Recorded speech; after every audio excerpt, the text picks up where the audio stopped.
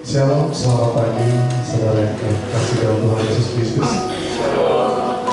Baik, kita bersyukur untuk karena kasih Tuhan kita boleh kembali sama-sama beribadah dan dalam Tuhan yang memimpin setiap kita dan melembutkan hati kita untuk menikmati hadirat Tuhan.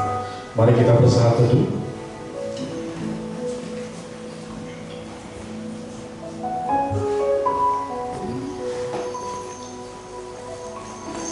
Mazmur 95 ayat yang pertama dan kedua. Marilah kita menyanyi bagi Tuhan, bersorak-sorai bagi penyelamat kita. Marilah kita menghadap Dia dengan lagu syukur, bersorak-sorai baginya dengan lagu pujian. Bapa Surgawi, sungguh kami mengucap syukur untuk karena kasih dan penebusan-Mu yang begitu sempurna bagi setiap kami. Bagi hari ini kami datang dengan penuh kerinduan untuk kami menghadap Engkau. Dan biarlah Tuhan yang akan memberkati setiap kami. Kami boleh memuji, menyembah Engkau, dan mendengarkan firman. Ajar kami Tuhan dan bentuk kami lebih lagi agar kami menjadi pribadi yang taat, yang terus berpegang kepada kehendak Tuhan. Terima kasih Bapa di surga. Kami siap untuk memuji. Di dalam nama Tuhan Yesus kami berdoa. Amin. Selamat beribadah, Tuhan memberkati. Terima kasih. Shalom pagi, saudara terkasih kita. Selamat pagi semuanya. Apa kabar bagi saudara terkasih? Luar biasa. Ada berkat? Ada sukacita? Ada mujizat? Amin. Puji nama Tuhan. Mari bagi berdiri bagi saudara terkasih. Kita menyatakan bahwa Tuhan kita adalah Tuhan yang benar. Dialah sumber kekuatan, sumber pengharapan kita, sumber pertolongan kita. Mujizat yang terjadi ketika Dia Allah yang benar. Dialah keselamatan buat apa yang terjadi.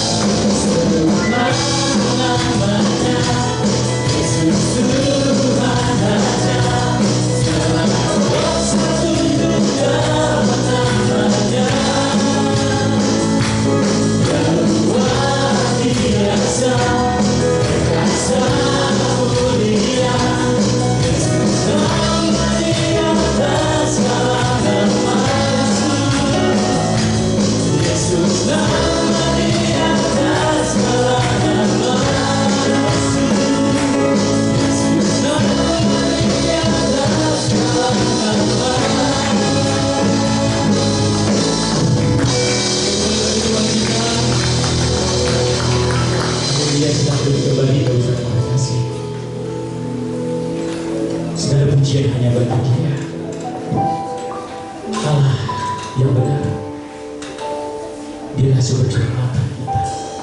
Dia memulihkan, Dia juga yang menyembuhkan. Bisa memberikan berkat yang limpah dari kehidupan. Kita layak memberikan pujian terbaik bagi Tuhan. Terima kasih Yesus. Mari kita terbaik bagi Tuhan.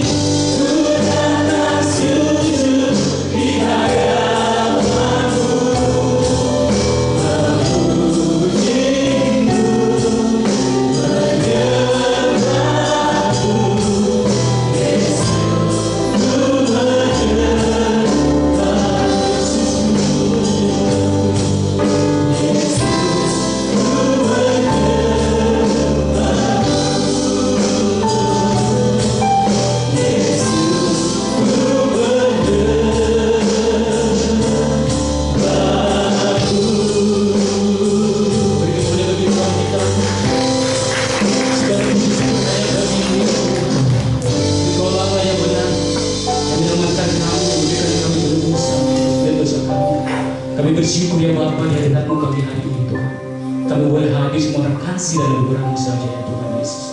Terpujilah Kau ya Tuhan melalui hati kami, hidup kami ya Bapa, melalui kepada firman Tuhan yang akan dibawakan hamba-Mu pada pagi hari ini Tuhan. Kami membuka hati kami, kami menyerah kasih air hanya bagi kemuliaan nama Tuhan. Terpujilah Kau ya Bapa, di dalam nama Yesus kami menyerahkan ibadah kami. Haleluya, mari bagi percaya kita katakan sama-sama. Amin. Masih ada sukacita bagi saudara terkasih. Amin. Kita akan memberikan yang terbaik melalui perpuluhan persembahan kita. Dan yang bertugas untuk maju. Panggilan memberi terambil dari Mazmur 96 yang kita baca. Berilah kepada Tuhan kemuliaan namanya, bawalah persembahan dan masuklah ke penatanannya.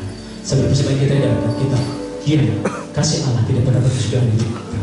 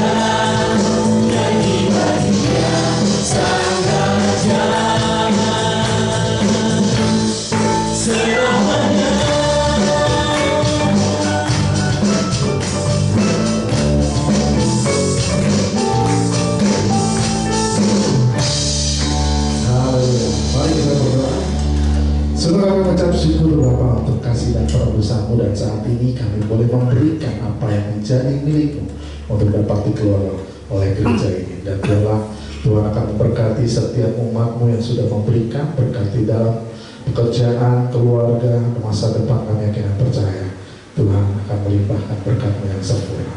Terima kasih Bapa, terima kasih Tuhan. Amin.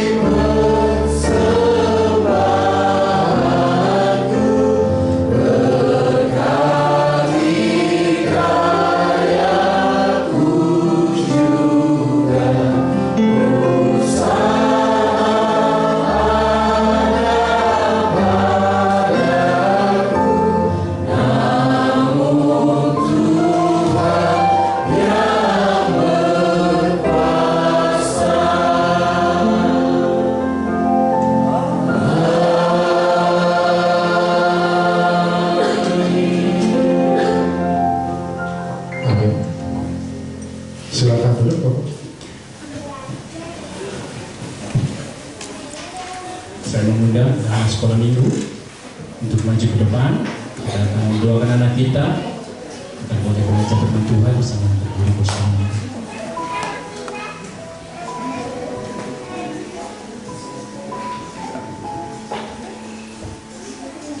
Lukas 5 ayat 17. Jadi siapa yang ada dalam tubuh sudah ada serta bau, yang kamu sudah bau, sesungguhnya yang bau sudah datang.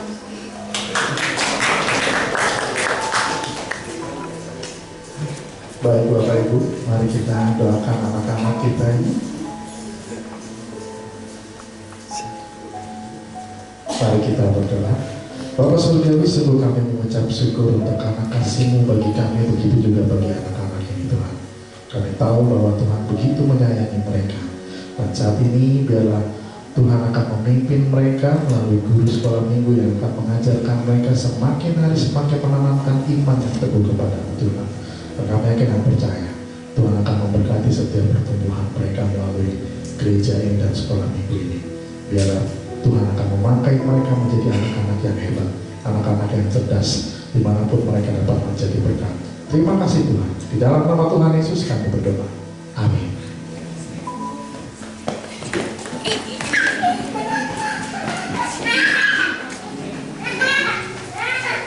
Pembacaan firman Tuhan terambil dari 2 Korintus 5 ayat yang ke-17. Saya membaca bagi kita.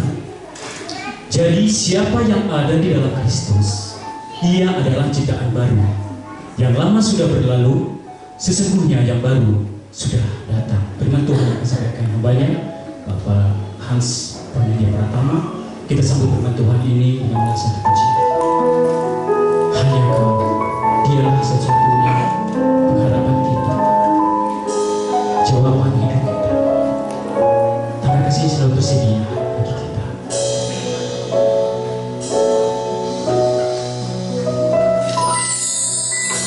Kau telah buktikan cinta-Mu padaku. Kau membayarku dengan hidup-Mu. Ku bersyukur yang ada padaku, semuanya milik-Mu. Ku persembahkan seluruh hidupku di mezbahan-Mu. Hanya Kau yang menjadi tempat jawaban. Hanya Kau tempatku berharap. Berjalan bersama-Mu, ku takkan goyah. Sebab tangan kasih-Mu bersedia bagiku. Selamanya Ku cinta.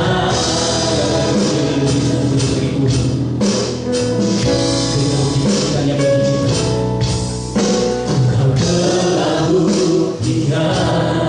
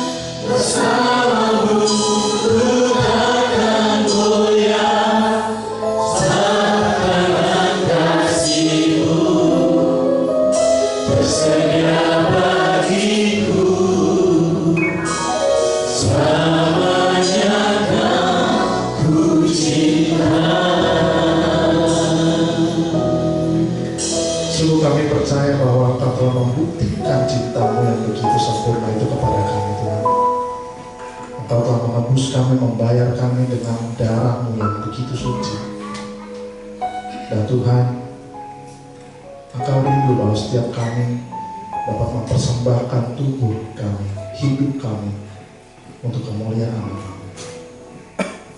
Hanya Kaulah tempat jawaban setiap kami, Tuhan, di mana kami merasakan kelemahan, di mana kami merasakan kelelahan, di mana kami merasakan sudah tidak mampu lagi kami untuk berjalan. Tangannya selalu membuat kami teguh, tangannya selalu menopang kami untuk kami terus berjalan maju bersama Tuhan. Bapa, pagi hari ini Tuhan, kami rindu mendengarkan firman-Mu. Biarlah firman ini boleh menegur setiap kami, agar kami dapat hidup seturut kehendak Tuhan. Kami rindu Tuhan, kami menjadi alat, kami boleh menjadi berkat. Terima kasih Bapa, pakai kami, pakai setiap kami agar kami menjadi pribadi yang hebat, pribadi yang menenangkan hati-Mu, bukan pribadi yang menenangkan setiap hati orang lain, tetapi fokus kami hanya menenangkan hati Tuhan, sehingga orang lain dapat melihat bahwa kami dapat menjadi saluran berkat bagi orang lain juga. Terima kasih Bapa, terima kasih Tuhan, terima kasih. Di dalam nama Tuhan Yesus kami berdoa. Amin. Shalom Bapak Ibu yang terkasih. Puji Tuhan. Kita bersyukur bahwa Tuhan begitu mengasihi dan begitu mencintai kita dengan kasih dan cintanya yang sempurna. Pada pagi hari ini, tema dari khotbah pagi hari ini adalah murni, berubah, dan berguna. Tadi sudah dibacakan ya ayatnya oleh anak sekolah minggu dan kemudian dibacakan lagi ulang. Yang dimana jadi siapa yang ada di dalam Kristus, dia adalah ciptaan baru. Yang lama sudah berlalu, sesungguhnya yang baru sudah datang. Bapak Ibu Saudara terkasih dalam Tuhan Yesus Kristus, apakah kita mengetahui mengapa Paulus menuliskan kitab ini?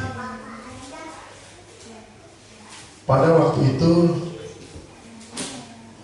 kedatangan dia yang pertama kali ke Korintus, dan dia membangun banyak orang, membangun banyak iman yang akhirnya percaya kepada Kristus. Kota Korintus ini adalah kota perdagangan yang dimana semua negara kalau mau transit, kalau mau lewat ke negara yang lain, dia harus transit dulu ke kota Korintus ini, sehingga kehidupan kota ini tidak pernah mati.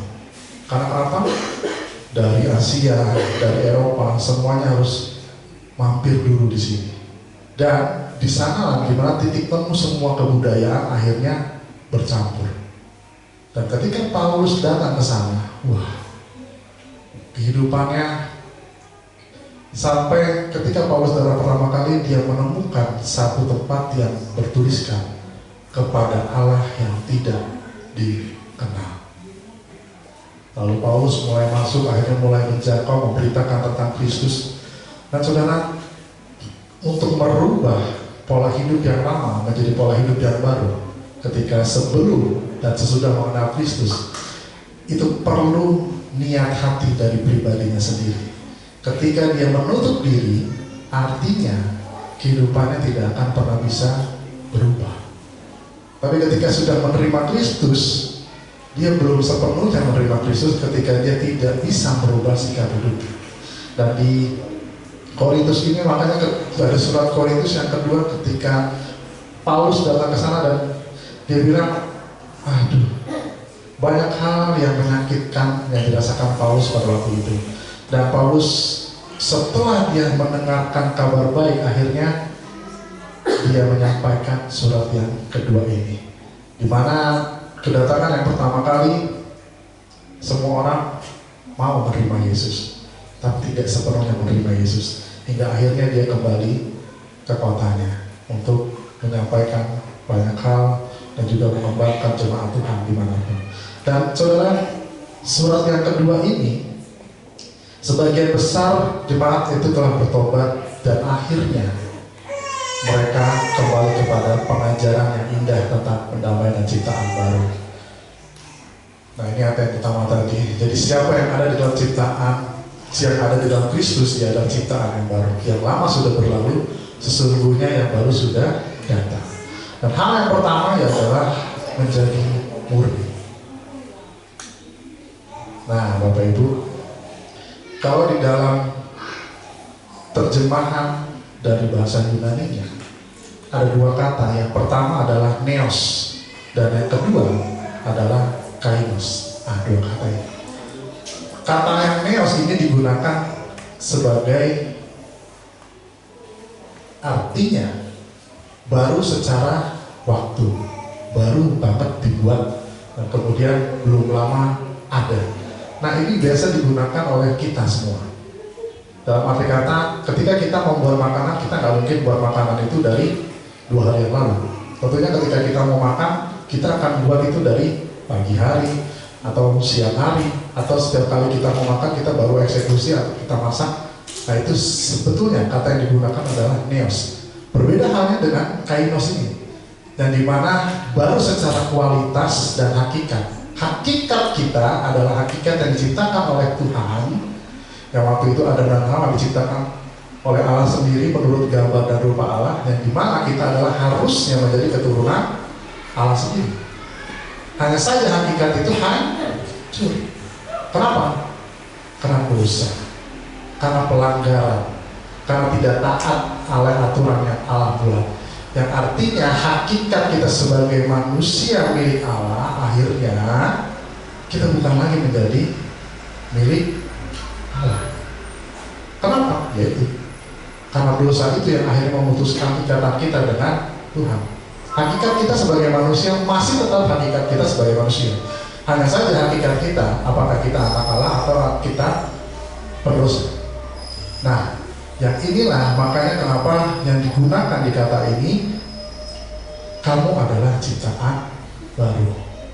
Yang kata baru adalah hakikat kita sebagai anak Allah akhirnya dipulihkan, dikembalikan kepada kita yang seharusnya.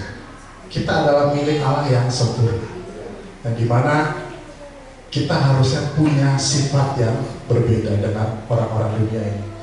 Kalau kadang-kadang kita mulai kompromi dengan hal yang ya mau gimana Pak, kan kehidupan kita masih di dunia, mau gak mau kita harus kompromi, pasti.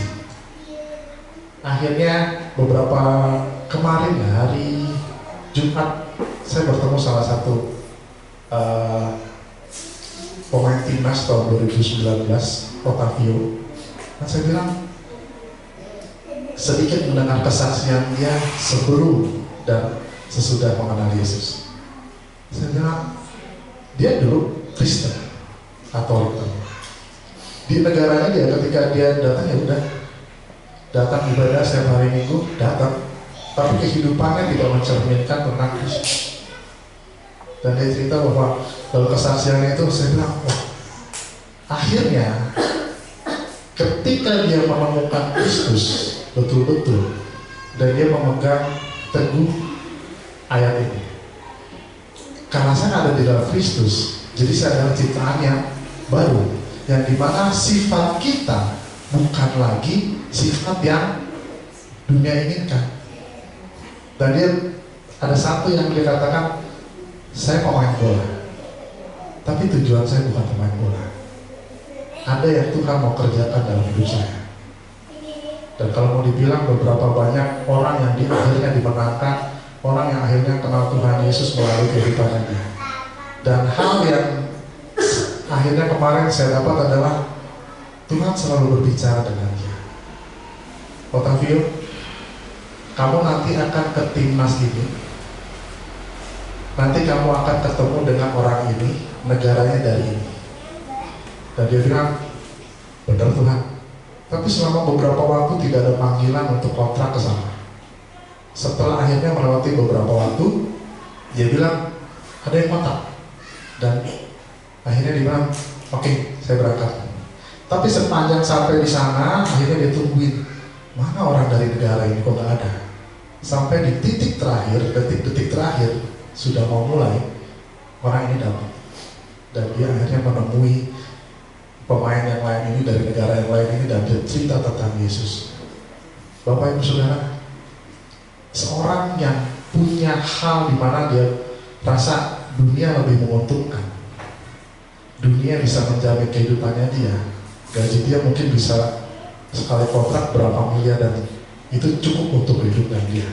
Tapi tujuan itu berubah seketika ketika dia mulai memutuskan, saya mau ikut Yesus, saya main karena Yesus, saya ada karena Yesus. Dan dia tidak pernah malu. Akhirnya saya tertampar sendiri, saya bilang, Tuhan, beliau pemain yang cukup baik, tapi punya keputusan untuk memberitakan Kristus dalam kehidupannya. Akhirnya saya bilang, Tuhan, doa saya sekarang, Tuhan kasih kami hikmat, Tuhan kasih kami petunjuk. Mungkin Tuhan berbicara kepada setiap kita berbeda-beda. Pak Sahat, nanti kamu kesini ya, nanti kamu akan ketemu orang ini, kamu akan begini. Kan Tuhan yang mengatur agenda kehidupannya. Dan saya bilang, Tuhan, saya iri loh, saya pengen dong agenda kehidupan saya Tuhan yang atur. Karena kenapa? Agenda yang saya buat kayaknya nggak cocok. Setiap kali agenda hari Senin begini, hari Selasa begini, hari Rabu begini, sampai hari Jumat, sampai hari Minggu begini. Tiba-tiba ada telepon, Pak kesini ya, Pak kesini ya. Nah Tuhan, saya harus gimana? Akhirnya saya di situ bilang, dan beberapa juga Ibu Yani, Pak Tony pun jadwal mereka punya. Tapi ketika Tuhan bilang kesini ya, mereka akan nurutin Tuhan. Nah saya bilang, Tuhan saya juga mau dong. Jadwal saya Tuhan yang atur, kehidupan saya Tuhan yang atur, semuanya Tuhan yang pimpin. Dan di mana saya percaya bahwa setiap kita punya sesuatu yang tidak semua orang tahu, punya hal yang dimana sebenarnya ada yang disembunyikan. Bapak Ibu, ketika kita mau dimurnikan oleh Kristus, kita harus betul-betul terbuka. Ada salah satu moto yang waktu itu saya pernah ikut di youth camp. Motonya adalah keterbukaan adalah awal pemulihan. Kenapa kita harus pulih? Kenapa kita harus terbuka? Supaya kita pulih. Bagaimana kita terbuka? Supaya kalau kita misalkan, Tuhan, dosa saya udah gak bisa lagi nih, dalam arti kata kayaknya dosa saya paling jelek lah, paling banyak, paling udah sebenarnya udah gak layak lah jadi anaknya Tuhan, saya malu datang ke Tuhan. Tapi di situ ketika kita membuka hati kita, membuka pikiran kita, tapi dengan orang yang tepat ya Bapak Ibu, tidak asal kita cerita ketika kita begini enggak. Tapi ketika kita ingin dimurnikan seperti Kristus, maka kita harus ada keterbukaan, entah kepada kepemimpinan rohani, entah kepada pendeta, entah kepada siapapun orang yang rohaninya lebih dewasa, dan itu diperlukan. Kenapa? Ketika kita dimurnikan, maka yang lama itu akan kita tinggalkan, kita lepaskan. Karena kenapa? Kita adalah hakikat manusia yang baru yang dimana kita menjadi milik Allah. Dan ketika kita dimurnikan, yang lama sudah berlalu. Dosa, kebiasaan yang lama, yang tadi Mas George, dosa, kebiasaan yang lama, sifat lama dalam cara hidup yang terpisah dari Allah tidak lagi menjadi identitas kita. Kita bukan lagi hamba dosa. Kita bukan lagi hidup dalam dosa, tapi kita bisa berdosa, tapi bukan menjadi hamba dosa. Kita berdosa, kita bisa dipulihkan, kita bisa minta ampun kepada Tuhan. Dan ketika kita menjadi murni, karena kita menerima pengampunan, kita berdiri murni bukan karena kebaikan kita, tetapi karena Kristus dan pengampunannya. Betul ya? Kemurnian yang kita miliki saat ini bukan karena usaha kita. Saya tiap hari berbuat baik kok. Saya tiap hari kesana kemari menolong orang sana sini. Enggak. Kalau firman Tuhan bilang semuanya hanya karena anugerah Tuhan, bukan karena usaha kita. Sedemikian rupa kita usaha untuk berbuat baik supaya kita dapat timbal balik dari Tuhan. Kalau begitu, itu akan menjadi sebuah transaksional. Tapi Tuhan tidak seperti itu. Tuhan mengasihi dengan kasih-Nya yang agape, kasih yang tidak pernah terbatas. Pengampunan Tuhan itu terus menerus asal kita menerima hidup kita dibentuk oleh Tuhan. Pengampunan itu adalah hal yang sulit untuk kita manusia. Kita mungkin sulit untuk mengampuni sesama kita. Tetapi Tuhan memberikan contoh yang baik, teladan yang baik, yang dimana Dia memberikan pengampunan secara murni, tanpa embel-embel apapun. Boleh saya, kalau misalkan Tuhan, boleh saya ampunin, tapi kamu harus begini. Mungkin manusia akan seperti itu. Saya mengampuni kamu, tapi kamu harus berubah. Saudara, perubahan di dalam diri kita, kalau bukan kita, dia tidak akan pernah bisa berubah. Orang lain mungkin melihat, orang itu udah akan pernah bisa berubah. Sifatnya dari dulu begitu Pak, batu. Dikasih tahu nggak mau, dikasih tahu cuma iya aja, tapi nggak ada perubahan. Rasanya capek sebagai manusia. Sudah kasih tahu sedemikian rupa, terus Pak tiap hari udah kasih tahu. Akhirnya udah, kita doakan saja supaya dia berubah. Karena kenapa? Pengampunan yang murni, perubahan yang murni itu hanya dari Tuhan. Dan yang poin yang ketiga ini, jangan terikat, jangan terus hidup dalam rasa bersalah ketika dosa sudah diakui dan diampuni. Keterbukaan. Kalau kita ingin pulih, kita harus terbuka. Apapun kesalahan kita, bukan untuk menunjukkan ini loh orang berdosa, dosaku banyak dan segala macam, enggak. Tapi Tuhan ingin melihat seberapa betul, seberapa niat kita untuk kita berubah. Makanya kenapa keterbukaan adalah awal pemulihan. Supaya apa? Kita saling mendoakan supaya kita pulang. Karena apa? Ketika kita hidup dalam rasa bersalah, kita terkumpet-kumpetan. Aduh, ketemu yang ini, belok ke sana. Menghindar sedemikian rupa, gimana caranya supaya kita nggak ketemu teman-teman seiman kita. Enggak. Ketika kita terikat dengan rasa bersalah itu, maka perubahan itu belum terjadi. Orang yang sudah berubah, orang yang sudah tidak terikat dengan dosa, dia akan pede. Meskipun di belakang sana orang-orang pada bilang, nah dia kan masa lalunya begini, tukang nyolong. Dia masa lalunya kan begini, tukang ngibul. Nah, tetapi ketika dia sudah menerima Kristus dalam kehidupannya, otomatis dia akan berubah, harusnya. Ketika dia tidak berubah, artinya dia belum sepenuhnya berubah, belum menerima Kristus sungguh-sungguh di dalam kehidupannya, belum membiarkan Kristus untuk berkuasa di dalam kehidupannya. Slide yang selanjutnya, Mas Dur. Nah, pengampunan yang nyata yang Tuhan nyatakan dalam 1 Yohanes 1 ayat 9 ini dikatakan apa? Kita baca bersama-sama. 1, 2, 3.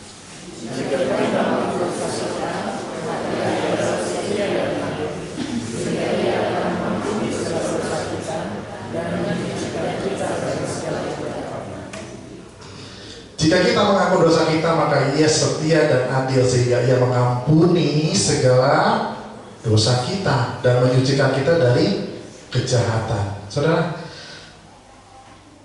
kalau orang dalam Kristus, seharusnya kita tidak bisa hidup sama seperti dulu, karena hakikatnya sudah berubah. Tuh, ya. Seperti contoh air sungai, yang dimana dari sungai dari hulu ke hilir, dia akan mengalir terus sampai ke laut. Pertanyaannya, apakah dia bisa berhenti mengalir? Bisa, kalau airnya dari hulunya sudah habis. Tapi dia tidak akan pernah berhenti mengalir. Sama seperti kita pun mengalir dalam arti kata perubahan kehidupan kita. Air itu kan pasti akan bertemu dengan tanah, kiri kanan, batu dan segala macam yang akhirnya terkikis menjadi air yang bersih. Nah, saudara, kehidupan kita pun seperti itu. Kita harus mengalir terus. Karena kenapa? Kikisan-kikisan itu memurnikan kita agar kita menjadi air yang murni, air yang jernih. Mungkin nanti akan ketemu dengan sampah-sampah lagi, masih ada. Tapi bagaimana kita memposisikan diri kita untuk kita tidak bercampur dengan limbah dan sampah tersebut. Nah, saudara, harusnya ketika kita menjadi orang yang percaya kepada Kristus, hakikat kehidupan kita sudah berubah dan kita adalah ciptaan yang baru, yang dimana ketika kita berdosa kita boleh minta ampun kepada Tuhan, tapi bukan berarti kita main-main terhadap dosa. Kita boleh terus minta ampun. Ketika kita mengakui dosa kita, Tuhan itu adil, Dia setia kok nunggu kita. Tidak pernah Dia meninggalkan kita. Yang ada kita yang sering ninggalin, yang ada kita yang sering gak setia dengan Tuhan.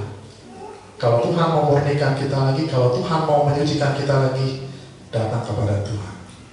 Karena kenapa? Anugerah Kristus itu membebaskan kita dari dosa dan kita menjadi ciptaan yang baru. Poin yang selanjutnya adalah kita menjadi berubah. Berubah itu bukan berarti kayak Power Ranger ya. Berubah bukan kayak Superman, bukan kayak yang lainnya kayak Ultraman dan segala macam yang berubah dengan kostumnya, tapi ternyata tabiatnya masih sama, hakikatnya masih sama. Nah, menjadi berubah artinya kita punya hakikat yang baru ketika kita dulunya diputuskan oleh dosa hubungan kita dengan Allah. Kita menjadi punya hakikat yang baru sebagai manusia, menjadi manusia yang milik Allah, dan dimana perubahan kita bukan sekedar perbaikan perilaku dari luar, tapi hati. Mungkin kita melihat orang, dia udah berubah nih. Hati manusia siapa yang tahu? Hati manusia seberapa dalam kita nggak ngerti, cuma Tuhan yang tahu. Artinya perbaikan perilaku itu bukan hanya dari luar, tapi telisik hati kita. Dan kita harus mencerminkan sifat Kristus yang mengasihi, yang mengampuni, yang memberi teladan yang baik.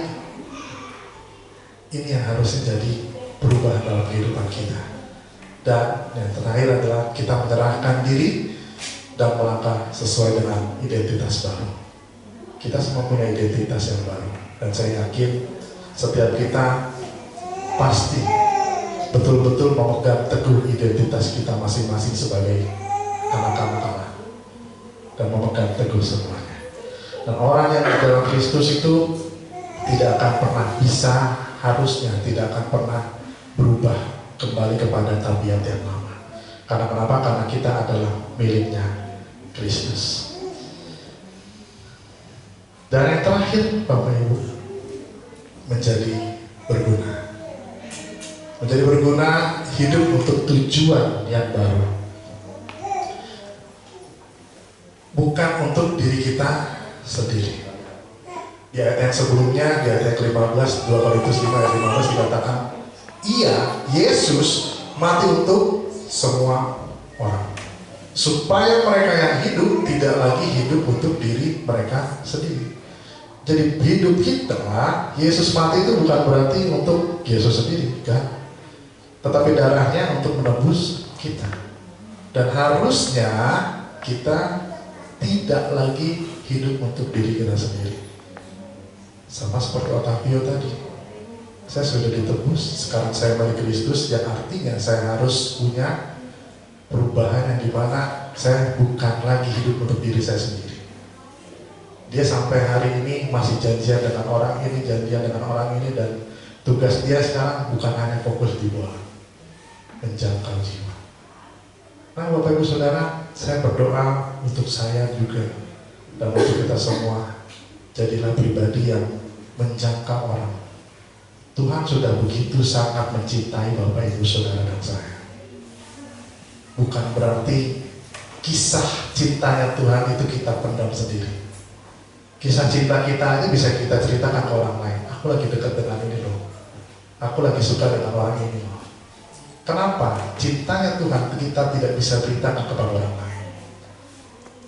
Jangan simpan sendiri kisah ini.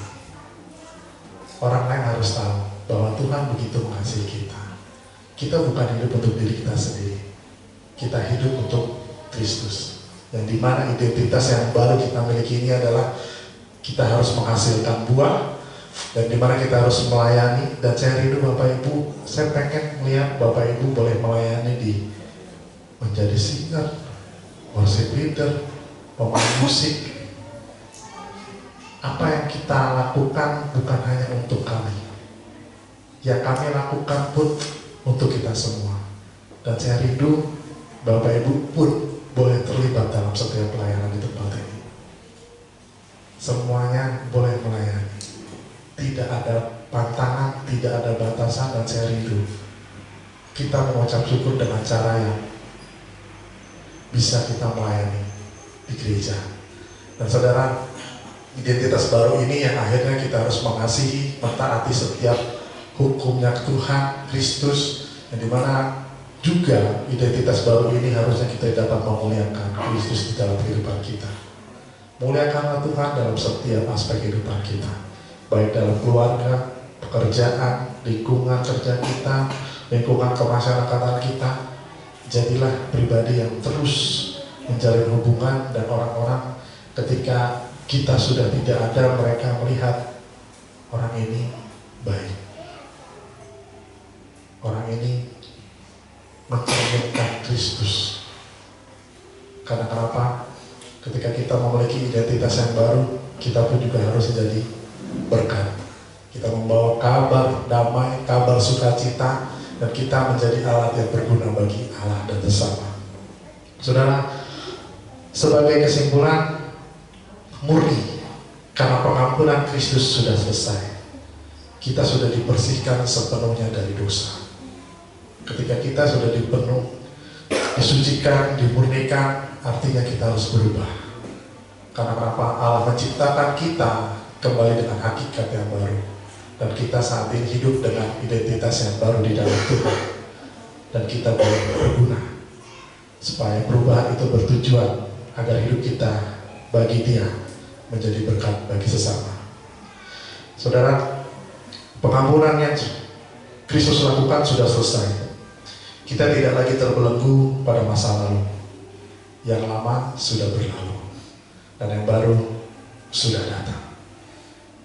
Segalanya sudah menjadi baru. Maka langkahkan kaki kita dengan iman. Hiduplah dengan identitas baru kita. Murni hatinya, berubah oleh kuasanya, dan berguna untuk kemuliaannya. Saya undang pemain musik untuk sama-sama maju ke depan.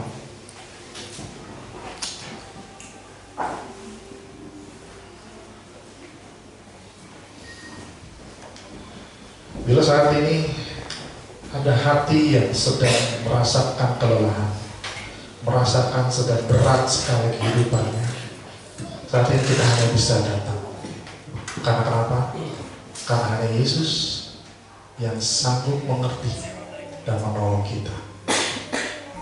Dan saya yakin kita semua memiliki beban kita masing-masing. Kita memiliki kelelahan kita masing-masing. Tuhan, aku mau kemana? Aku nggak tahu. Tuhan, aku harus gimana? Aku nggak ngerti. Tujuan hidupku mau seperti apa? Aku nggak paham, Tuhan. Dan tiba saatnya bagi kita untuk kita datang kepada Tuhan, untuk menyatakan bahwa Tuhan satu-satunya harapan kita. Kita akan naikkan pujian sungguh di alamnya.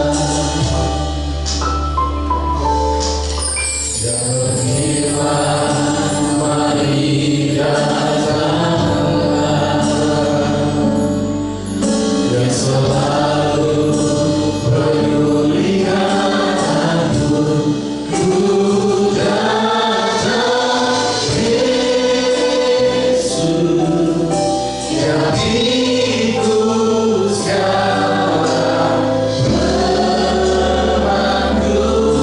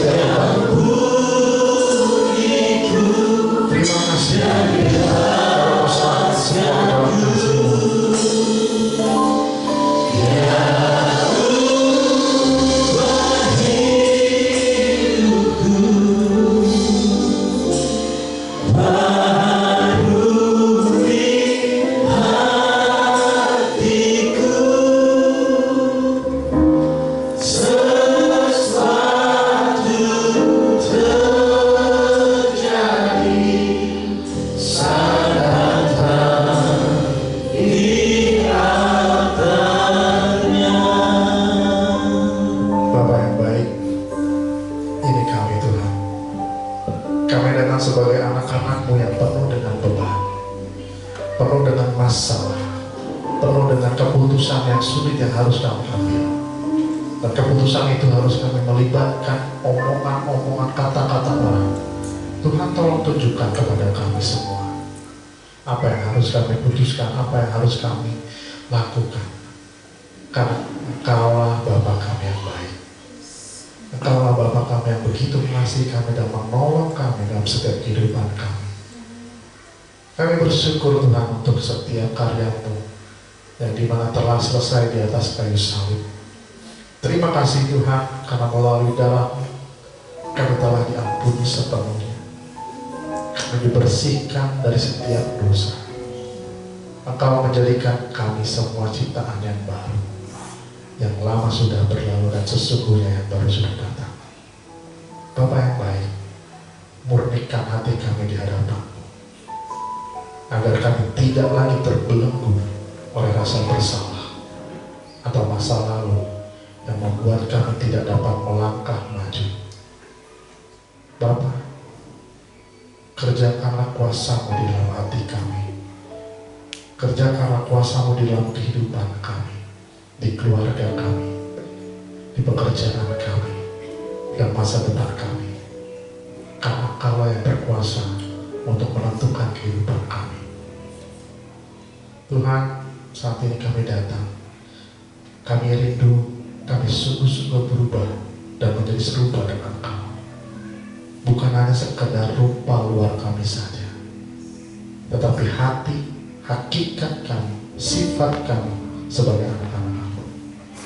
Ajar kami untuk hidup bukan lagi bagi diri kami sendiri, melainkan bagi Engkau, bagi kemuliaan nama-Mu, sehingga hidup kami dapat berguna bagi kerajaan-Mu dan berkat bagi sesama. Teguhkan iman kami Tuhan. Pengampunan-Mu cukup sekali dan berlaku selamanya.